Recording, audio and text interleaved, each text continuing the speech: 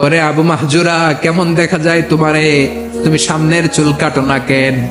আবু মাহজুরা বলে, আমি হাঁটু গেড়ে পেয়ারা নবীর সামনে বসেছিলাম। আমার এই মাথার চুলের মধ্যে মোবারক হাত লাগিয়ে বিশ্বনবী নিজে আমাকে আজানের প্রতিটা বাক্য শিক্ষা দিয়েছেন।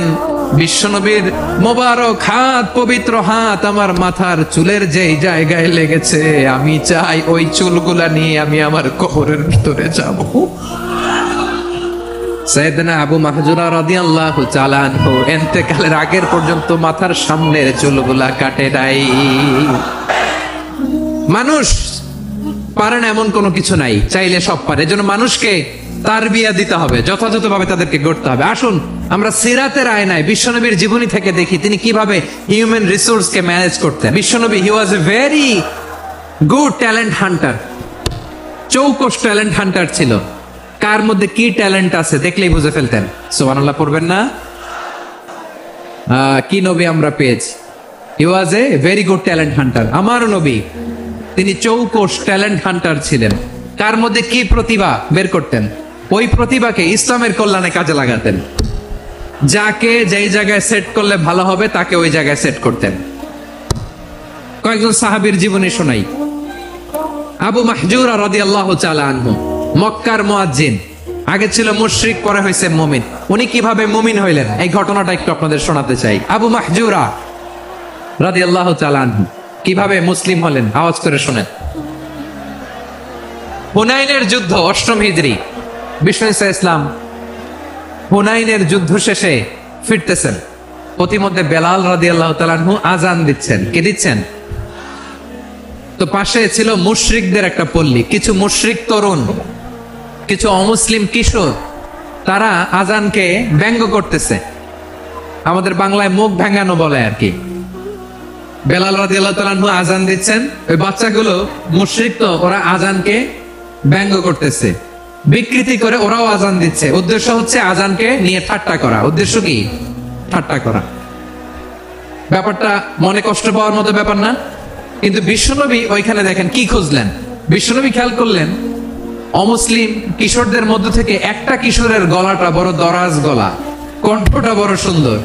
খেয়াল করে দেখলেন যে কিছু কিশোর বেলালের আজানকে ব্যঙ্গ করে, বিকৃতি করে, কিন্তু একজনের কণ্ঠ দেখতে পাচ্ছেন না এত দূরে, কিন্তু কণ্ঠটা বড় সুন্দর, দরাজ গলা। বিশ্বনবী সাহাবীদেরকে বললেন, ধরো এগুলারে, ধরো। সবগুলারে ধরে বিশ্বনবী সামনে আনা হলো। ওরা হাঁটু গেড়ে বসলো। বিশ্বনবী বললেন, তোমাদের মধ্যে কে যেন ব্যঙ্গ করে আজান দিচ্ছিল, তার গলাটা বড় উঁচু, গলার বেসটা বড় মজবুত, মেলোডিয়াস, সুমধুর কণ্ঠ। কে? আবু মাহজুরা বলে, আমার বন্ধুরা সবাই আমার দিকে আঙ্গুল দেখায়, আমি পড়ে গেছি বিপদে। রাসূল সাল্লাল্লাহু আলাইহি ওয়াসাল্লাম বাকি অমুসলিম তরুণদেরকে ছেড়ে দিলেন, বললেন তোমরা যাও। এবার আবু মাহজুরারে পাইছে। আবু মাহজুরার চুলের মধ্যে হাত দিলেন বিশ্বনবী, মাথায় হাত দিয়ে বললেন, এবার আজান দাও দেখি। আবু মাহজুরা বলে, আমি তো আজান দিতে জানি না, কারণ আমি তো বেলালেরটা শুইনা দিছি, আমার তো মুখস্থ নাই, আমি তো আজান দিতে জানি না। বিষ্ণু বললেন, জানো না? তাহলে আসো আমি তোমারে শিখাই দেই। সুবহানাল্লাহ পড়া। আবু মাহজুরা হাঁটু গেড়ে বসে, বিশ্বনবীর মোবারক হাত আবু মাহজুরার চুলের মধ্যে। বিশ্বনবী আজানের মুআল্লিম আবু মাহজুরাকে বলতেছে, ঠিক আছে তোমারে শিখাই দিচ্ছি, আমি যা যা বলবো আমার সাথে সাথে বলো, পারবা? আবু মাহজুরা বলে, পারবো। বিশ্বনবী আজান দিচ্ছেন, মাথায় হাত দিয়ে আল্লাহু আকবার, আল্লাহু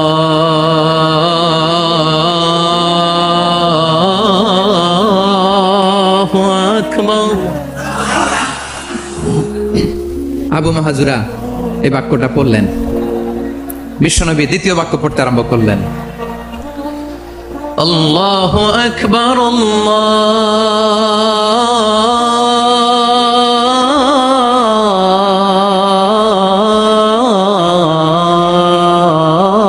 আল্লাহু আকবার। আবু মাহজুরা এই বাক্যটাও বললেন। বিশ্বনবী আবু মাহজুরার মাথার মধ্যে হাত দিয়ে তৃতীয় বাক্য বললেন, আশহাদু আল্লা ইলাহা ইল্লাল্লাহ।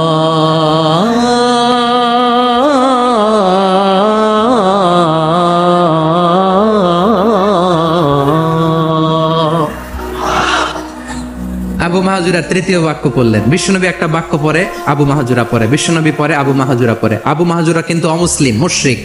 আবু মাহাজুরা বলে, এক একটা বাক্য পড়ি আমার কলিজাটা গলে ঠান্ডা হয়ে যা। এতদিন মোহাম্মদকে গালি দিতাম, এখন মোহাম্মদ আমার মাথায় যখন হাত রাখছে আমার সারা শরীর ঠান্ডা হয়ে গেছে। বিশ্বনবী আজান শিখাচ্ছেন, একটা একটা বাক্য পড়ে আবু মাহাজুরাও পড়ে, বিশ্বনবী পড়ে আবু মাহাজুরাও পড়ে। পুরো বাক্যগুলো যখন শেষ, আজান শেষ, আবু মাহাজুরাও যখন পুরো আজান পড়লেন, আবু মাহাজুরা বললেন, এতদিন মোহাম্মদের চেহারা দেখলে আমার ঘৃণা লাগতো, আজ থেকে মোহাম্মদের চেহারার চেয়ে প্রিয় চেহারা আমার কাছে নাই। আবু মাহাজুরা বললেন, ও মুহাম্মদ, আজানের বাক্য তো আপনি আমারে শেখালেন, এখানেই শেষ করবেন না, আপনি আমারে পড়ায় দেন লা ইলাহা ইল্লাল্লাহু মুহাম্মাদুর রাসূলুল্লাহ সাল্লাল্লাহু আলাইহি ওয়াসাল্লাম। বিশ্বনবীর সাথে দাঁড়িয়ে উনি শাহাদা পড়ে মুসলমান হয়ে গেলেন। এবার আবু মাহাজুরা বলে, ইয়া রাসূলুল্লাহ, ইয়া হাবিবাল্লাহ, আমি মুমিন হয়েছি, মুসলমান হয়েছি, আপনার কাছ থেকে আজান শিখার সৌভাগ্য আমি লাভ করেছি গো নবী। আমার কণ্ঠের বড় তারিফ করেছেন আপনি, আমার আজানকে আপনি পছন্দ করেছেন। একটা জিনিস আপনার কাছে চাই, আপনি আমাকে মক্কার মসজিদুল হারামের মুয়াজ্জিন হিসেবে অ্যাপয়েন্ট করে দেন। বিষ্ণু ইসা ইসলাম বললেন, যাও আবু মাহজুরা, আমি তোমাকে পৃথিবীর শ্রেষ্ঠতম মসজিদ মক্কার মসজিদুল হারামের মুয়াজ্জিন হিসেবে অ্যাপয়েন্ট করে দিলাম।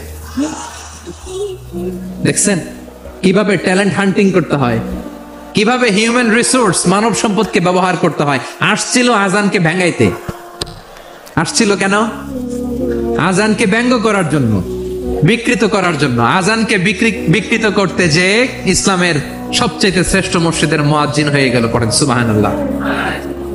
হযরত আবু মাহজুরা রাদিয়াল্লাহু তাআলা আনহু ওনার এই সুললিত কণ্ঠ ব্যবহার করে মসজিদুল হারামে এত সুন্দর করে আল্লাহু আকবার বলে আজান দিতেন, মানুষগুলোর, মুসল্লিগুলোর, মক্কাবাসীর হৃদয়কে তিনি বিগলিত করে দিতেন, মানুষের হৃদয়কে ঠান্ডা হয়ে যেত। শুধু এখানেই শেষ না আমার যশোরের ভাইয়েরা, বিশ্বনবী যখন সাইয়েদনা আবু মাহজুরা রাদিয়াল্লাহু তাআলা আনহুকে আজান শিখাচ্ছিলেন, বলেন তো বিশ্বনবীর হাতটা কোথায় ছিল?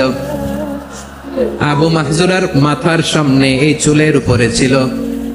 আবু মাহজুরা ওই স্মৃতিটাকে ধারণ করবার জন্য, ওই স্মৃতিকে বহন করার জন্য বিশ্বনবীর মোবারক হাত আবু মাহজুরার কপালের চুলের যেই জায়গায় লেগেছে, মৃত্যুর আগের দিন পর্যন্ত আবু মাহজুরা মাথার ওই চুলে কোনোদিন ছুরি আর কামার লাগায় নাই,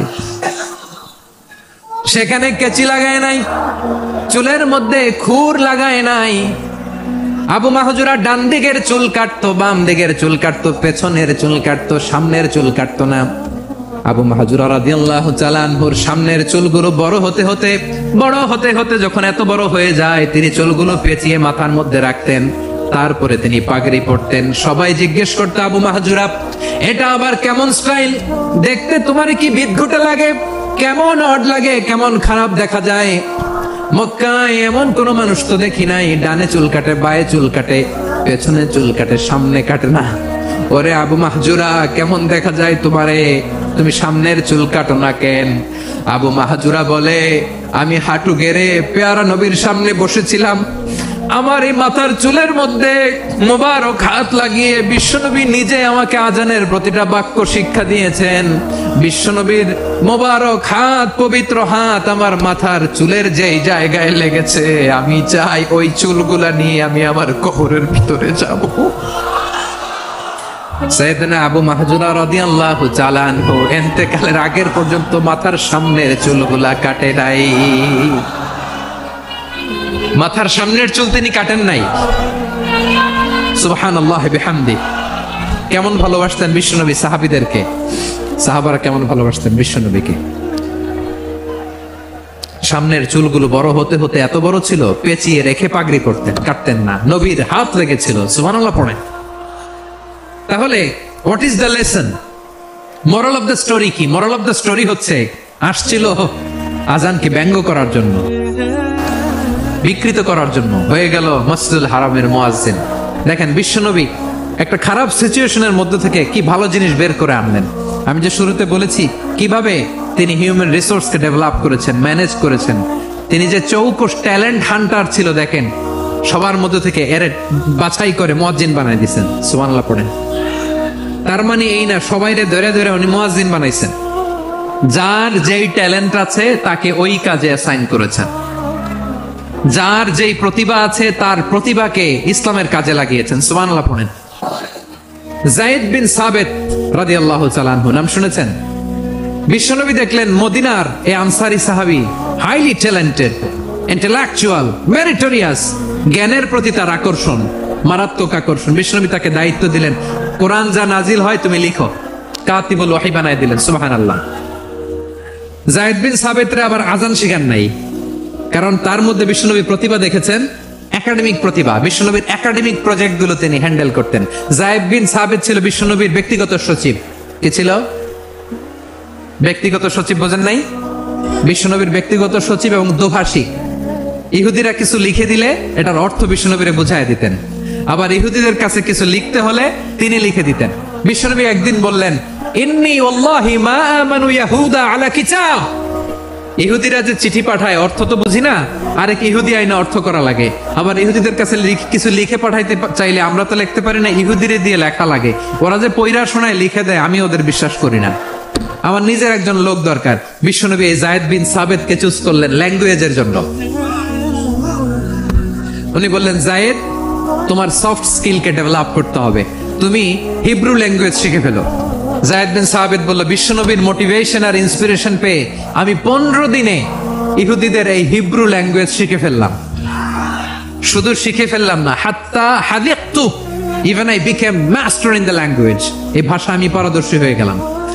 এরপর ইহুদিরা চিঠি লিখে পাঠালে আর কোন ইহুদি ডাকা লাগতো না, আমি নবীর এটার অর্থ শুনে পরে বুঝাই দিতাম। আবার ইহুদিদের কাছে চিঠি লেখা লাগলে আমি যায়েদ বিন সাবিত চিঠি লিখে দিতাম। সুবহানাল্লাহ। দেখেন, এত সাহাবীর মধ্যে থেকে বিশ্বনবীর একাডেমিক প্রজেক্ট, ব্যক্তিগত সচিব, দোভাষী হিসেবে তিনি যায়েদ বিন সাবিতের মতো তরুণকে নির্বাচিত করেছেন। কেমন ট্যালেন্ট হান্টার ছিল আমার নবী। সুবহানাল্লাহ পড়বেন না? বিশ্বনবীর ইন্তেকালের পরে সাইয়েদনা আবু বকর রাদিয়াল্লাহু তাআলা আনহু যখন খলিফা হয়ে আসলেন, কোরআনকে সংকলনের দায়িত্ব দেয়া লাগবে, কোন সাহাবীকে দেবেন? সব সাহাবারা মিলে পরামর্শ করলেন। সাইয়েদনা আবু বকর, উমর সবাই মিলে এই বিশাল কোরআন সংকলনের গুরু দায়িত্ব বিশ্বনবীর ব্যক্তিগত সচিব, বিশ্বনবীর দোভাষী, বিশ্বনবীর সিলেক্ট করাই লোক যায়েদ ইবনে সাবিত রাদিয়াল্লাহু তাআলা আনহুকে দিয়েছে। এই যে আজকের যে কোরআন পড়েন, এটা আগে এরকম ছিল না। কোরআন নাজিল হলে সাহাবারা চামড়ার, ওটের চামড়ায় লিখে ফেলতো, ওটের চ্যাপ্টা হাড্ডির মধ্যে লিখে ফেলতো, গাছের গুড়ির মধ্যে লিখে ফেলতো। বিভিন্ন জনের কাছে ছড়ানো ছিটানো ছিল। আবু বকর রাদিয়াল্লাহু তাআলা আনহু একসাথে করলেন, পরবর্তীতে উসমান রাদিয়াল্লাহু তাআলা আনহু একসাথে করলেন। 114 সূরার এখন এই মুসহাফ, এই কম্পাইলেশন, এই কপি আমরা পেয়েছি, যার হিউজ কন্ট্রিবিউশন ছিল। এই পুরো কোরআন কম্পাইলেশনের প্রজেক্ট ম্যানেজার ছিল যায়েদ বিন সাবিত রাদিয়াল্লাহু তাআলা। কোরআন কম্পাইলেশনের প্রজেক্ট ম্যানেজার। দেখেন, ওনারে মাথায় হাত দিয়ে আজান শিখায় নাই। সুবহানাল্লাহ কইবেন না? তাহলে প্রথম সাহাবী আবু মাহজুরাকে মুয়াজ্জিন বানাইলেন, যায়েদ বিন সাবিতকে ব্যক্তিগত সচিব আর দোভাষী বানালেন, মুসআব ইবনে উমাইর রাদিয়াল্লাহু তাআলা আনহুকে ইসলামের প্রথম অ্যাম্বাসেডর বানালেন। কি নাম? He was the first ambassador in Islam. ইসলামের প্রথম ডিপ্লোম্যাট, ইসলামের প্রথম কূটনৈতিক মুসআব ইবনে উমাইর, মক্কার তরুণ যুবক। উনি পারফিউম লাগাইলে মানুষ দেখলেই বুঝতো এটা মুসআব লাগাইছে। এমন স্মার্ট, ড্যাশিং ফেস, এমন পার্সোনালিটির মানুষ ছিল মুসআব রাদিয়াল্লাহু তাআলা। কারণ যিনি ইসলামের স্পোকম্যান হবেন, মুখপাত্র হবেন, তার স্মার্ট হওয়ার দরকার আছে না নাই? আকাবার প্রথম শপথ যখন হলো, তাদের সাথে বিষ্ণু ইসলাম মদিনাতে একজন মুখপাত্র পাঠালেন, ডিপ্লোম্যাটকে পাঠালেন, অ্যাম্বাসেডর অফ ইসলাম। তিনি হচ্ছেন মুসআব ইবনে উমাইর। পড়েন সুবহানাল্লাহ। জুমার বিধান নাজিল হয়েছে, কিন্তু মক্কায় পরিবেশ নাই জুমা পালনের। বিষ্ণু ইসলাম একজনকে দিয়ে খবর পাঠালেন, যাও মদিনায় মুসাবকে যেয়ে বলো, মুসাব তো আমার শিক্ষক, আমার স্পোকম্যান, মদিনাতে যেন তারা জুমা কায়েম করে। বিশ্বনবীর আগেই মুসআব মদিনার মুসলিমদেরকে নিয়ে মদিনায় প্রথম জুমা কায়েম করে ফেলছে। সুবহানাল্লাহ। ডিপ্লোম্যাটদের কেমন হইতে হয়? অ্যাম্বাসেডর কেমন হইতে হয় মুসআব রাদিয়াল্লাহু তাআলা আনহুর কাছ থেকে শিখে নাও। তাহলে মুসআব রাদিয়াল্লাহু তাআলা আনহুকে বিশ্বনবী ল্যাঙ্গুয়েজ শিখান নাই, সফট স্কিল শিখান নাই। যায়েদ রাদিয়াল্লাহু তিনি হিব্রু ল্যাঙ্গুয়েজ শিখেছেন, সুরিয়ানি শিখেছেন, কিন্তু মুসআবকে তিনি বানিয়েছেন the spokesman of Islam, the first diplomat, the ambassador of Islam. Abdullah Ibn Abbas রাদিয়াল্লাহু তাআলা আনহু বিশ্বনবীর কাজিন, চাচাতো ভাই। আবার মাইমুনা রাদিয়াল্লাহু তাআলা আনহু, মাইমুনা নবীর স্ত্রী, তিনি ছিলেন আব্দুল্লাহর আপন খালা। তো নবীর বউ যদি ওনার খালা হয়, নবী তার কি খালু, তাহলে সম্পর্ক অনেক গভীর। কাজিন আবার খালু, ছোট্ট মানুষ, তাই রাতে মাঝে মাঝে ঘরে থাকতো। বিশ্বনবী দেখলেন আব্দুল্লাহ যেহেতু আমার ঘরে ঢুকতে পারে, আব্দুল্লাহরে এই উম্মতের বড় শিক্ষাবিদ বানাইতে হবে। তাই আব্দুল্লাহ ইবনে আব্বাসকে বিশ্বনবী হাতে কলমে শিক্ষা দিয়েছেন। তো বিশ্বনবী রাতে যখন তাহাজ্জুদ পড়তেন, ছোট্ট আব্দুল্লাহ ঘরে থাকতো। বুঝতে পেরেছেন? ছোট্ট মানুষ তো ঘরে থাকতো। তো বিশ্বনবী তাহাজ্জুদের জন্য একবার দাঁড়িয়েছেন, ছোট্ট আব্দুল্লাহ ওযু করে দাঁড়াইছে। আচ্ছা বলেন তো, ইমাম আর মুসল্লি মোট যদি দুইজন হয়, একজন ইমাম একজন মুসল্লি, তো মুসল্লি ইমামের কোন দিকে দাঁড়াবে? ডানে দাঁড়াবে। ছোট্ট আব্দুল্লাহ বোঝে নাই, বিশ্বনবী তাহাজ্জুদ শুরু করেছেন, উনি একতদা করছেন আর দাঁড়াইছেন বায়ে। কোথায় দাঁড়িয়েছেন? আব্দুল্লাহ বলেন, যখন আমি বায়ে দাঁড়ালাম, আখাযা রাসূলুল্লাহ সাল্লাল্লাহু আলাইহি ওয়াসাল্লাম উযুনি আল ইউমনা ইয়াফতিলুহা, বিশ্বনবী নামাজরত অবস্থায় আমার কান ধরে টেনে আমার ডান দিকে এনে দাঁড় করায় দিলেন। পড়েন সুবহানাল্লাহ। দেখেন হাতে কলমে শিক্ষা। আর জীবনে ভুল হবে? কথা কয় না, আর ভুল হবে? আর ভুল হবে না। এভাবে বিশ্বনবীর অনেক সঙ্গ পেয়েছেন, সফর করেছেন, একই বাহনে বসেছেন, এক বাহনে বসে লম্বা নসিহত করেছেন। আব্দুল্লাহ, চাইতে হলে আল্লাহর কাছে চাও, সাহায্য চাইতে হলে আল্লাহর কাছে সাহায্য চাও। মনে রাখো, গোটা বিশ্বের সবাই যদি তোমার সাহায্য করতে চায়, ততটুকুই করতে পারবে যতটুকু আল্লাহ তোমার নসিবে রেখেছে। গোটা বিশ্ব যদি তোমার বিরুদ্ধে ষড়যন্ত্রে দাঁড়িয়ে যায়, ক্ষতি ততটুকু করতে পারবে যতটুকু তোমার জন্য বরাদ্দ আছে। এর বাইরে কিছু করতে পারবে না। আওয়াজ করে বলেন ঠিক কিনা? এভাবে হাতে কলমে শিখিয়েছেন, বিশ্বনবী সঙ্গ পেয়েছেন। ওনাকে বিশ্বনবী সাল্লাল্লাহু আলাইহি ওয়াসাল্লাম শিক্ষাবিদ, এডুকেটর অফ দিস উম্মাহ হিসেবে সিলেক্ট করেছেন, হাতে কলমে শিখিয়েছেন। বিশ্বনবী একবার প্রকৃতির ডাকে সাড়া দিয়ে এসেছেন। এখন কি করতে হবে? নামাজের জন্য ওযু করতে হবে। বিশ্বনবী এসেই দেখেন ওযুর বদনায় পানি ভরা, খুশি হয়ে গেলেন। বললেন, কে রেখেছে পানি? একজন বলল, আব্দুল্লাহ রেখেছে। বিশ্বনবী অত্যন্ত খুশি হলেন। খুশি হয়ে একটা দোয়া করলেন, বললেন, আল্লাহুম্মা ফাক্কিহু ফিদ্দীন ওয়া আল্লিমহু তা'ওয়ীল। আল্লাহ, তুমি আব্দুল্লাহকে দ্বীনের বুঝ দিও আর কোরআনের তাফসীর শিক্ষা দিও।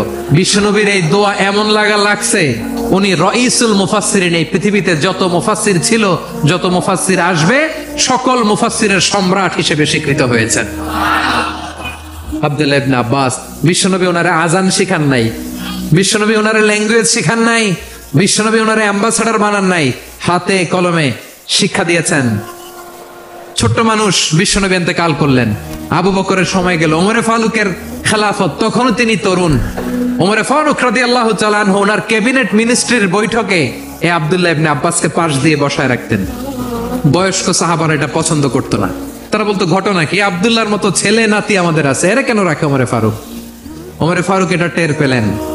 তিনি বুঝতে পারলেন যে ক্যাবিনেট মেম্বাররা এটা পছন্দ করে না, ছোট্ট আব্দুল্লাহরে কেন রাখি, কেন যে রাখি, এটা একদিন বুঝাবো।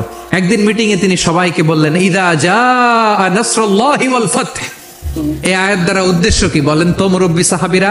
এক সাহাবী বলেন, এই সূরা দ্বারা উদ্দেশ্য, আল্লাহ বলেছেন আমাদেরকে বিভিন্ন ল্যান্ড, বিভিন্ন এলাকা বিজয় করতে হবে। ওমরে ফারুক বললেন, না, হয়নি। আরেকজন বললেন, বিজয় হওয়ার পর আমাদের বেশি বেশি আল্লাহর বরত্বের ঘোষণা দিতে হবে, এটা উদ্দেশ্য। ওমরে ফারুক বললেন, না, হয় নাই। যারা জিজ্ঞেস করেন কেউ পারে না। সব শেষে বিশ্বনবী ছোট্ট আব্দুল্লাহরে বলেন, আব্দুল্লাহ, ইদা জাআ নাসরুল্লাহি ওয়াল ফাতহ, এর দ্বারা উদ্দেশ্য কি বলো তো? ছোট্ট আব্দুল্লাহ বলেন, হুয়া আজালু রাসূলিল্লাহ। এই আয়াত দ্বারা বিশ্বনবীর বিদায়কে উদ্দেশ্য নেওয়া হয়েছে। ওমরে ফারুক বলেন, হাযা হুয়া, এটাই তো সঠিক উত্তর, এটাই সঠিক তাফসীর এই আয়াতের। কারণ ইদা জাআ নাসরুল্লাহি ওয়াল ফাতহ, যখন আল্লাহর সাহায্য আর বিজয় আসবে, আপনি দেখবেন দলে দলে ঢলে ঢলে বানের পানির মতো মানুষ ইসলামের দিকে ঢুকতেছে, ইসলামের বিজয় হয়েছে। তো ইসলামের বিজয়ের মিশন নিয়ে নবী আসছে, বিজয়ী যখন হয়ে গেছে এখন তো নবীর বিদায় হবে। কোন সাহাবী এই সূক্ষ্ম কথাটা ধরতে পারে নাই, ওই আব্দুল্লাহ ছাড়া। আব্দুল্লাহ যখন উত্তর দিছে সব সাহাবীদের টনক নড়েছে। এরপর থেকে কোন ক্যাবিনেট মিটিং এ আর কোন সাহাবারা কোনো প্রশ্ন করে নাই, আওয়াজ করে পড়েন সুবহানাল্লাহ। বিশ্বনবী আব্দুল্লাহ ইবনে আব্বাসকে দ্য এডুকেটর অফ দ্য উম্মাহ, উম্মার শিক্ষাবিদ হিসেবে গ্রহণ করেছেন। আওয়াজ করে পড়তে হবে আল্লাহু আকবার। সাহাবীদের নামগুলো মনে থাকবে? এক নম্বরে আবু মাহজুরা, মুয়াজ্জিন বানাইছেন। যায়েদ ইবনে সাবিত, দোভাষী, ট্রান্সলেটর অফ প্রফেট, এবং তিনি ছিলেন বিশ্বনবীর ব্যক্তিগত সচিব। মুসআব ইবনে Umair, the first ambassador and diplomat of Islam. Abdullah Ibn Abbas, এই উম্মার সবচেয়ে বড় এডুকেটর, শিক্ষাবিদ। আরেকজন ছিল আব্দুল্লাহ ইবনে মাসউদ রাদিয়াল্লাহু তাআলা। দুই আব্দুল্লাহ, আব্বাস গেল, আরেকজন হচ্ছে মাসউদ। মক্কার তরুণ, ছাগল পালতো মুশরিকের বিশ্বনবী আর আবু বকর রাদিয়াল্লাহু তাআলা আনহু একবার গেলেন, যে দেখে এই তরুণ দাঁড়ায় আছে। বিশ্বনবী বলেন, আমি খুব ক্ষুধার্ত, তোমার কাছে কি দুধ আছে ছাগলের?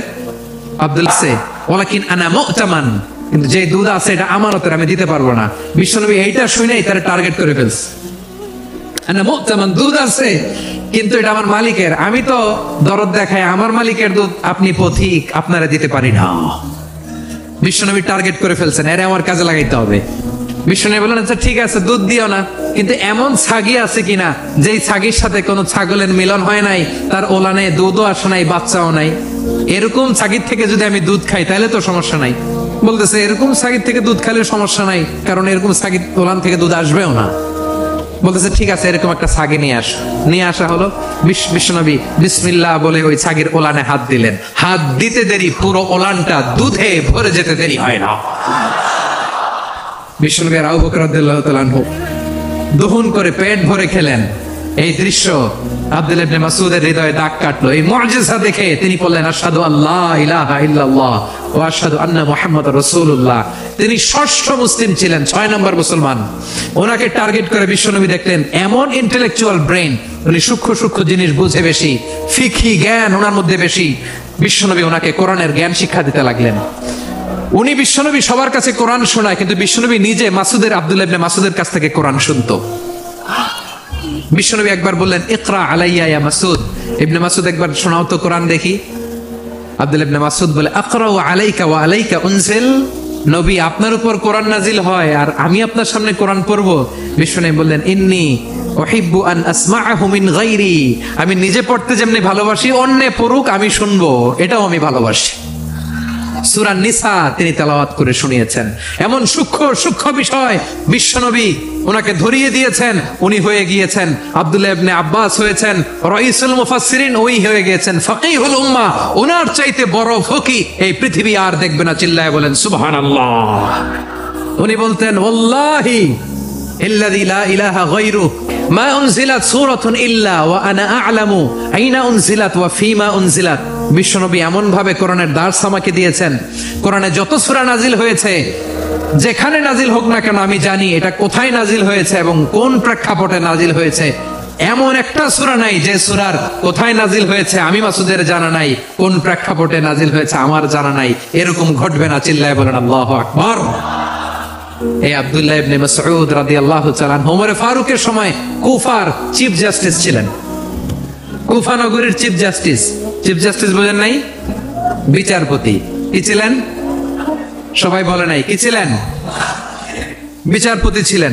এবং ওনার যে ফিকহি জ্ঞানের ধারা, এটাই আলকামা, ইব্রাহিম আন-নাখাই, হাম্মাদ ইবনে সুলাইমান হয়ে ইমাম আবু হানিফা পর্যন্ত পৌঁছেছে।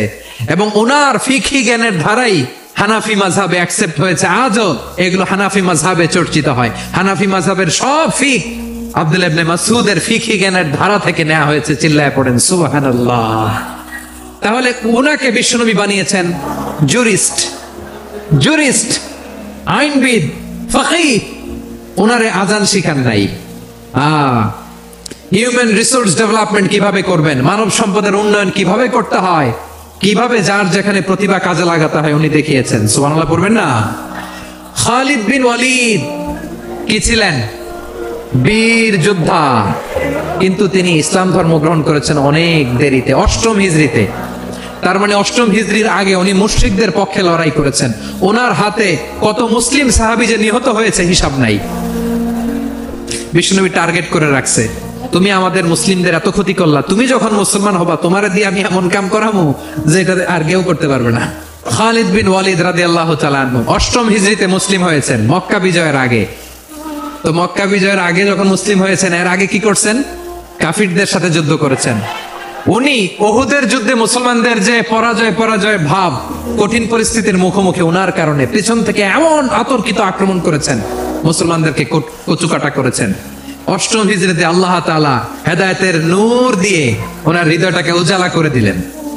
লা ইলাহা, এটা এমন বাণী যার হৃদয় একবার টাচ খাবে, এইটা থেকে সে আর পালিয়ে বেড়াতে পারে। ঝিনুকের ভেতর লুকিয়ে থাকে যেমন মতি, ঝিনুকের ভেতর লুকিয়ে থাকে যেমন মতি, কালমা শাহাদাতে আছে আল্লাহর জ্যোতি, কালমা শাহাদাতে আছে আল্লাহর জ্যোতি। ঠিক কিনা বলেন? মক্কা বিজয়ের আগে মুসলিম হলেন, হওয়ার পরেই বিশ্বনবীর টার্গেট ফুলফিল হলো। ওই যে টার্গেট করে রেখেছেন আর দোয়া করেছেন, খালিদ বিন ওয়ালিদ যদি মুসলিম হয় তাকে আমি মিলিটারি চিফ বানাবো।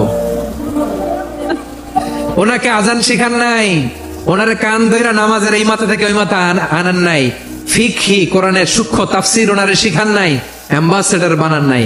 বিষ্ণু ইসলাম ওনাকে সামরিক অভিযানে প্রেরণ করেছেন। সামরিক অভিযানে তিনি প্রেরণ করেছেন। ওনার জীবদ্দশায় ওনার নেতৃত্বে যতগুলো যুদ্ধ হয়েছে, একটা যুদ্ধেও তিনি পরাজয় বরণ করেন নাই। ওমর ফারুকের সময়কালে তিনি চিফ অফ মুসলিম মিলিটারি, মানে মুসলিম সেনাপতি হয়েছেন। তাহলে কিভাবে হিউম্যান রিসোর্স ব্যবহার করতে হয় গোটা বিশ্ব আমার নবীর কাছ থেকে শিখে নাও। খালিদ বিন ওয়ালিদ, ওনাকে বিশ্বনবী একটা উপাধি দিয়েছেন। উপাধিটা হচ্ছে সাইফুল্লাহিল মাসলুল, আল্লাহর নাঙ্গা তরবারি, আল্লাহর খোলা তরবারি, দ্য ওপেন সোর্ড অফ আল্লাহ। খালিদ বিন ওয়ালিদ মুসলিম সেনাপতি। হাসান বিন সাবেত রাসূলের সভা কবি, কালচারাল হিজিমনিকে ডিফিট করার জন্য। উনি ভালো অস্ত্র চালানো জানতেন না, ওই কাজে উনি যেতেন না। ওনার ছিল কাব্য প্রতিভা। কাফিররা কবিতা দিয়ে নবীকে গালি দিত, বিশ্বনবী বলতেন, ইয়া হাসান আজিব আন রাসূলিল্লাহ, তুমি নবীর হয়ে কাফেরদের এই কথাগুলোর জবাব দাও। বিশ্বনবীর একটা মিম্বার ছিল, বিশ্বনবীর মিম্বারের পাশাপাশি মসজিদে নববীতে এই হাসান বিন সাবেতের জন্য বিশ্বনবী একটা স্পেশাল মিম্বার বানিয়ে দিয়েছেন। এখান থেকে তুমি জবাব দাও। এবং বিশ্বনবী বলেছেন, আল্লাহুম্মা আইয়িদহু বিরূহিল কুদুস, আল্লাহ হাসান আমার পক্ষে জবাব দেয়, তুমি জিব্রাইল মারফত তাকে সাহায্য পাঠাইয়া দিও। রাসূল সাল্লাল্লাহু আলাইহি ওয়াসাল্লামের সভা কবি, the poet of the prophet, নবীর কবি। উনি কবিতা দিয়ে, এমন উচ্চাঙ্গের ভাষায় কবিতা দিয়ে তিনি জবাব দিতেন, কাফিরদের গা শিহরে যেত, তাদের হৃদয়ে আগুন ধরে যেত। তাহলে এরকম কবিরও দরকার আছে না নাই? এখন যাকে আল্লাহ দিছে কাব্য প্রতিভা, এরা যদি আপনি যুদ্ধের ময়দানে পাঠান হবে?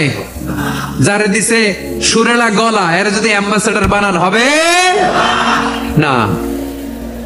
হাসান বিন সাবেত ছিলেন বিশ্বনবী সাল্লাল্লাহু আলাইহি ওয়াসাল্লামের কবি। হুযায়ফা ইবনুল ইয়ামান বিশ্বনবীর গোয়েন্দা বিভাগের প্রধান। কিসের প্রধান? হুযায়ফা ইবনুল ইয়ামান। ওনার ছিল ডিটেকটিভ মাইন্ড, ডিটেকটিভ মাইন্ড, গোয়েন্দা বিভাগের প্রধান।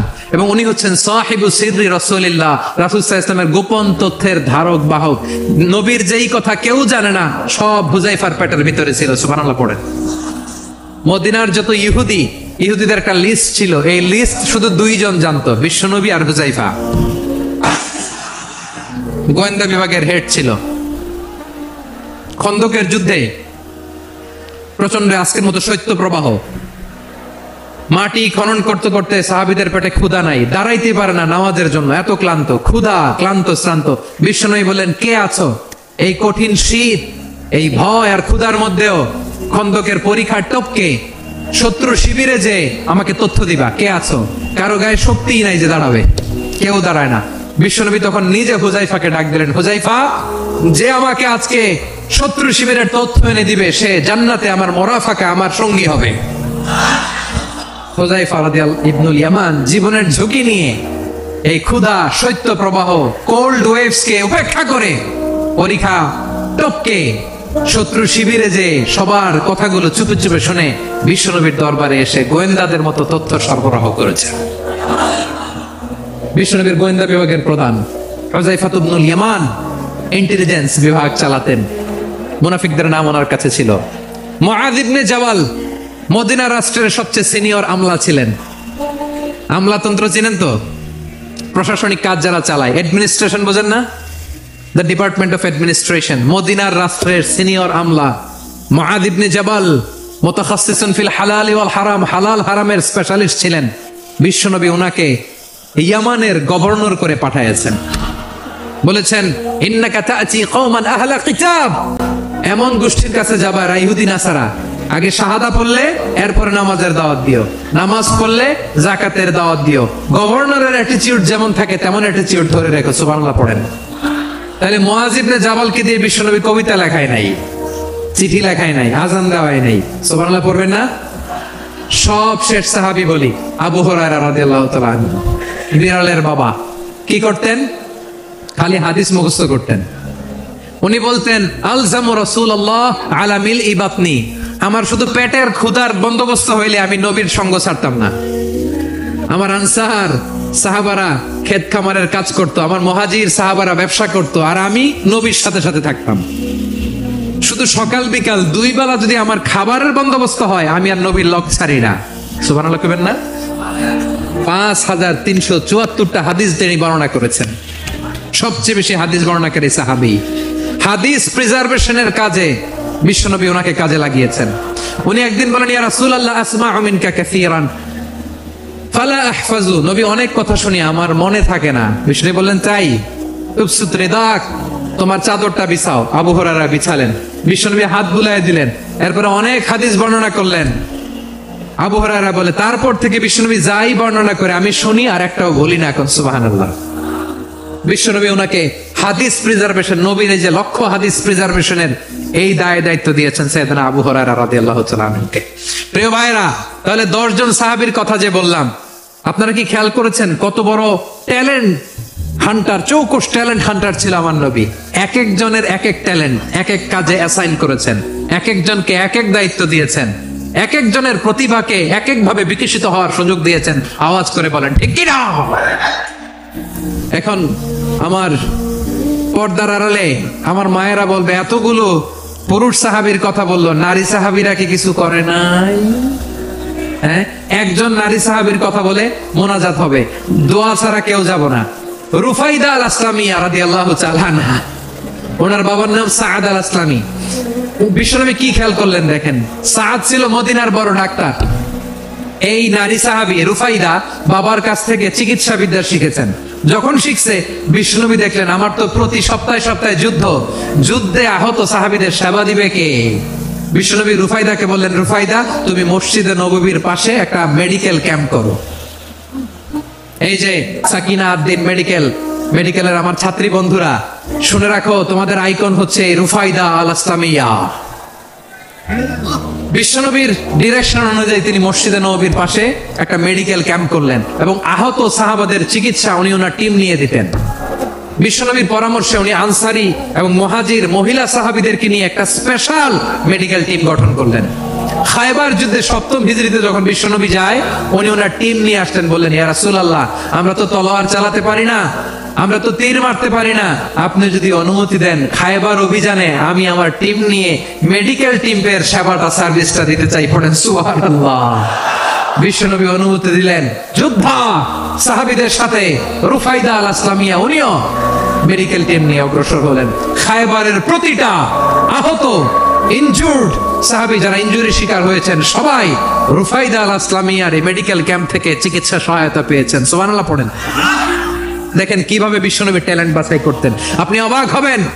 বাহরাইনের মেডিকেল ইউনিভার্সিটিতে রুফাইদা আল আসলামিয়া মেডিকেল প্রাইজ অ্যাওয়ার্ড প্রতি বছর দেয়া হয়। যদি আদ্দিনের এই মেডিকেল আমার বোনেরা যদি জেনে থাকো জানো, না হলে নতুন করে জানো, সার্চ দিও রুফাইদা আল আসলামিয়া মেডিকেল অ্যাওয়ার্ড। বাহরাইনের ইউনিভার্সিটিতে দেওয়া হয়। প্রিয় ভাইয়েরা, তাহলে আলোচনার সামারি আমরা করি। বিশ্বনবী যেভাবে হিউম্যান রিসোর্সকে ম্যানেজ করেছেন, যার যেখানে প্রতিভা কাজে লাগিয়েছেন, আমরাও যদি করি আমাদের বাংলাদেশের চিত্র আমরা পাল্টে যেতে পারবো। আমরা শুরুতে শুনেছি মানুষের আছে অসীম সম্ভাবনা, প্রতিটা মানুষ অনন্য, যত্ন নিলে, যথাযথ পরিচর্যা করলে মানুষ বিশ্ব জয় করতে পারে, ঠিক কিনা? আমাদের হাফেজে কোরআনের সামনে দাঁড়াতে পারে এমন কোন হাফেজে কোরআন আল্লাহর জমিনে জন্ম হয় না। গোটা বিশ্ব কাঁপিয়ে তারা সেরা, আমাদের ক্রিকেটাররা সেরা, আমাদের তৈরি পোশাক শিল্প সেরা, এরকম অনেক অনেক সেরা জিনিস আছে। আমরা এগুলোর নার্চারিং করতে পারি নাই, পরিচর্যা করতে পারি নাই, সঠিক তারবিয়াতের অভাব। তাহলে মানুষের অসীম সম্ভাবনাকে কাজে লাগাতে হবে, ঠিক কিনা বলেন? ইউনুস গভর্নমেন্টকে আমি বলবো, অল্প সময়ের জন্য আপনারা এসেছেন, সংস্কারও করতে হবে, আবার নির্বাচনও করতে হবে। সব সংস্কার হয়তো করতে পারবেন না, যতটুকু পারবেন এর মধ্যে আমাদের যে হিউজ ম্যান পাওয়ার, আমাদের যে মানব সম্পদ, হিউম্যান রিসোর্স, এটাকে ডেভেলপ করে আপনাদের যেতে হবে।